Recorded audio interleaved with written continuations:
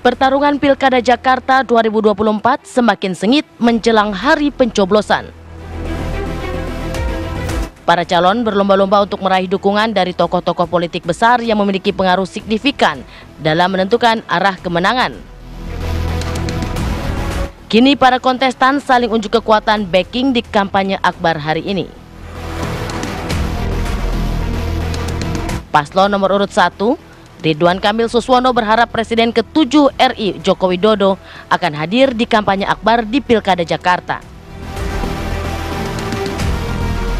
Sementara paslon nomor urut 2 Dharma Pongrekun Kunwardana sepertinya nothing tulus. Mereka hanya berharap keajaiban untuk memperoleh limpahan suara pemilih. Sementara itu paslon nomor urut 3 Pramono Anung Rano Karno bakal mengejar kampanye akbar. Tak tanggung-tanggung, mereka akan menghadirkan mantan Gubernur Jakarta Anies Baswedan dan mantan lainnya. Lantas akankah kehadiran tokoh di kampanye akbar mampu mendongkrak suara pemilih untuk memenangkan pertarungan di Pilkada Jakarta? Mampukah kehadiran mereka bisa menarik pemilih muda yang masih belum menentukan pilihan? Tim TV One mengabarkan.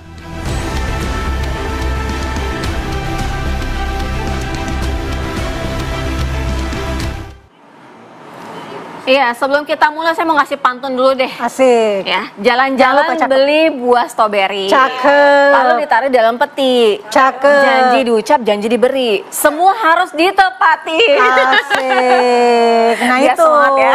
yang akan jadi topik bahasan kita hari ini. Apakah jualan atau beral janji masih relevan nih di hari terakhir kampanye ini? Kita akan tanyakan nanti ke narasumber kita yang sudah hadir di studio. Ada Prof. Siti Zuhro, peneliti utama Politik BRIN. Selamat pagi, Prof. Selamat pagi, Prof. Wiwi. Sehat, Prof. Cerah sekali hari ini. Ya, waalaikumsalam. Kemudian ada juga Prof. Lely Aryani, pakar komunikasi politik dari LSPS. Selamat pagi, Prof. Selamat pagi, Prof. Lely. Assalamualaikum. Waalaikumsalam. Cerah-cerah sekali narasumber hari ini ya. Mudah-mudahan secerah hari ini untuk berkampanye bagi para paslon. Kita ke Prof. Siti dulu, Prof. Di hari terakhir kampanye akbar, masa kampanye bagi para paslon, tidak hanya untuk Jakarta ya, tetapi seluruh Indonesia. Hari ini merupakan hari terakhir, besok sudah memasuki masa tenang.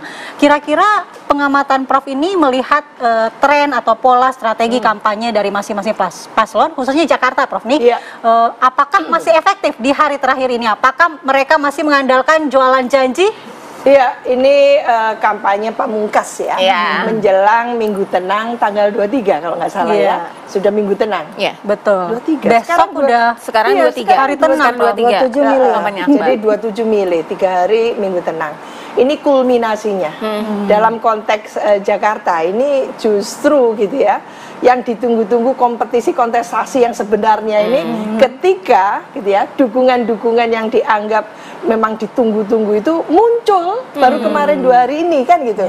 Ini luar biasa sekali tentunya. Karena apa? Karena kemarin mungkin ya kelihatannya ya kompetisi kontestasi, visi misi dan sebagainya, debat 1, 2, 3. Tapi begitu ada pendukung-pendukung yang sedang endorsement yang sedang ditunggu dan turun ke gelanggang seperti Anies Baswedan, seperti Pak Jokowi, ternyata ini yang kompetisinya, the real competition yang ditunggu itu ya, Prof Wiwi. Ya, began gitu ya. Jadi menurut saya ini akan ikut menentukan seberapa kuat ya daya dongkrak dari Anies Baswedan dalam hal ini untuk paslon 3. Ini luar biasa ini. Tanpa ada yang disawerkan oleh Anies, sedikit pun kita nggak menyaksikan apa yang disawerkan oleh Anies. Nggak ada yang dilempar-lempar itu, entah buku, entah kaos, entah baju, entah sembako kayak yang lain maksudnya, Prof. Iya, tapi luar biasa masyarakat anak itu. abah gitu ya. Itu. Jadi ini yang mungkin agak mengkhawatirkan tentunya untuk paslon-paslon lain karena ternyata memberikan daya dongkrak yang luar biasa. Tapi kalau Prof Wiwi melihatnya signifikan sekali dengan adanya kampanye akbar, turun orang-orang tokoh-tokoh yang di-endorse, misalnya kayak Anies Baswedan, itu akan menggoyahkan ataupun menentukan posisi dari para pemilih ini? Iya, dalam kaitannya dengan Jakarta, karena memang awalnya Anies ingin maju kan, ya, setelah itu tidak mungkin karena tidak ada partai politik atau koalisi partai yang akan mendukung Anies, sehingga tidak jadi. Lah, proses tidak jadinya atau akhirnya tidak jadinya itu yang tentu gitu ya berpengaruh terhadap bagaimana kita memetakan voters gitu ya, dan swing voters dalam hal ini itu mau lari kemana ini kan gitu ya, pemilih-pemilihnya Anies mau lari kemana, ini yang gercos kemarin tuh ramai sekali, gerakan coblos semua kayaknya tidak jadi, itu swing voters saja sebetulnya. Maka swing voters ini akan berdampak beralih ke mana gitu ya, pastinya tidak satu saja, tapi volume yang terbesar akan jelas kepada Anies tadi itu. Ya Anies ketika sampai sudah pakai baret merah, turun langsung gitu, ya itu sudah jelas bahwa dukungannya ke paslon 3 lah. Ini yang mungkin menimbulkan satu kewaspasan tersendiri terhadap dua pasangan lain, khususnya paslon Ridho ya. Tapi kan ada Pak Jokowi di paslon Ridho. Iya, Pak Jokowi ini punya pengalaman sangat singkat sebagai gubernur, sangat singkat ya, tidak sampai 2 tahun penuh gitu ya. Tahun 2012-2013 langsung menjadi capres waktu itu, sehingga mungkin belum sempat betul-betul membangun gitu ya mass political base ya yang memperkokoh dirinya untuk long term. Nah ini dia bukan presiden loh ya. Iya udah. Dia sudah pernah bakti dan dia juga gubernurnya sangat singkat gitu. Sementara Anies 1 periode dan setelah 1 periode mencapreskan diri semakin-makin kan gitu ya, popularitas dan sebagainya tadi itu yang mungkin berbeda dampaknya terhadap voters ya di Jakarta. Dan ini Jakarta, ini bukan Jawa Tengah. Karakter gitu pemilihnya sangat bervariasi ya. Kalau dari Prof. Lely sendiri melihatnya bagaimana nih kampanye Akbar, janji yang dilontarkan akan seberapa signifikan nih bisa berhasil menggait pemilih yang posisinya sebenarnya juga ada pemilih militan kan? Iya, sebenarnya Jakarta itu punya dinamika sendiri karena sistem pemilihannya satu-satunya di Indonesia yang sama dengan Pilpres itu hanya Jakarta. Karena itu sering kita katakan pilkada rasa Pilpres. Nah, iya kan seperti itu. Karena harus 50% plus 1. Nah, daerah lain nggak ada tuh. Endorsementnya juga capres-capres kemarin. Jadi di Undang-Undang Nomor 29 tahun 2007 itu, karena perbedaan sistem pemilihannya yang berbeda dengan seluruh daerah lain di Indonesia, waktu itu sampai kemudian yang memenangkan pertandingan adalah Poke sama Priyanto ya, melawan Adang Doro Jatun dan Dhani. Itu angkanya 57,9. Jadi memang janji politiknya banyak waktu itu, salah satunya tadi kan ditanya efektif enggaknya, efektif juga karena persoalan Jakarta waktu itu yang paling disorot adalah macet dan banjir. Janji Poke waktu itu bener nih, banjir serahkan pada ahlinya. Tapi ketika beliau terpilih ditagih, kan saya bilang serahkan pada ahlinya, saya bukan ahli banjir katanya. Nah ini kan persoalan. Di 2012 waktu itu ada 6 pasang calon yang bertanding, tapi tidak satu pun yang bisa masuk langsung 50% per satu, termasuk Pak Jokowi sama Ahok, sehingga ada opsi pemilihan kedua yang akhirnya dimenangkan oleh Jokowi Ahok. Juga 57 angkanya, 57,9. Jadi naik 0,1 ya. Di 2017 ada 3 pasang kan? Ada 3 pasang, AHY sama Silvia, kemudian Ahok sama Jarot, satunya Anies sama Sandi. Putaran pertama yang menang siapa? Yang menang siapa? Masih ingat nggak sih Rasa Mamala? Yang menang kan Ahok sama Jarot, 42%. Anies cuma 39 loh, AHY 17%-an. Tapi kemudian fenomena Jakarta yang berubah gitu tadi. Anaknya Abah tiba-tiba nyerengsek karena ada kasus penistaan agama. Itu belum ada Abah, gitu ya. Belum ada Abah. Dan akhirnya dimenangkan oleh Anies. Nah dari sanalah mulai muncul nih dua volume dukungan. Jadi ada simpatisan Ahok, ada Abah si Anies gitu. Yang sekarang kampanye itu menentukan siapa di belakang mereka.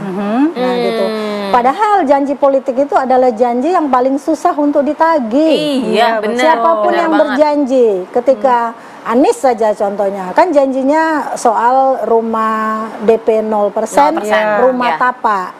Tapi ketika beliau jadi akhirnya rumah vertikal, rumah susun, dan yang bisa beli hanya yang berpenghasilan 7 juta. Coba siapa yang bisa beli? Akhirnya rumah susun itu juga tidak sepenuhnya bisa diisi kan gitu. Benar, masih banyak itu salah satu loh. Tapi artinya, ada program lagi yang ada program lain. Berarti menurut Prof. Lely, narasi Karena itu 1 periode, kalau 2 periode selesai. Iya, oke. Menurut Prof. Eli berarti Kata Pak narasi Jokowi kan janji itu begitu. masih relevan lah Sampai dihadirkan di kampanye Akbar ini selain dengan menghadirkan endorsement tokoh-tokoh politik Iya, ya, jadi Prof? kampanye itu sendiri kan adalah upaya untuk yang dilakukan untuk melakukan teknik-teknik propaganda istilahnya. Karena itu ada namanya glittering misalnya. Glittering itu kan menunjukkan sesuatu program Jakarta menyala kalau nomor 3. Kalau nomor 2 yang nomor 2 ini konsisten soal pandemi dah kayaknya. Iya, Karena COVID terus yang dibahas gitu konsisten ya. sekali. Jadi Iya. angkanya nggak beranjak terlalu tinggi naiknya kan. Yang 0 nomor sampai 5% ya? Ya, nomor 1 Jakarta Baru. Iya. Nah, ini mana yang menurut masyarakat lebih realistis nantinya? Tapi tadi benar yang dikatakan Mbak Wiwi, hadirnya para tokoh ini dalam teknik propaganda namanya kan transfer nih.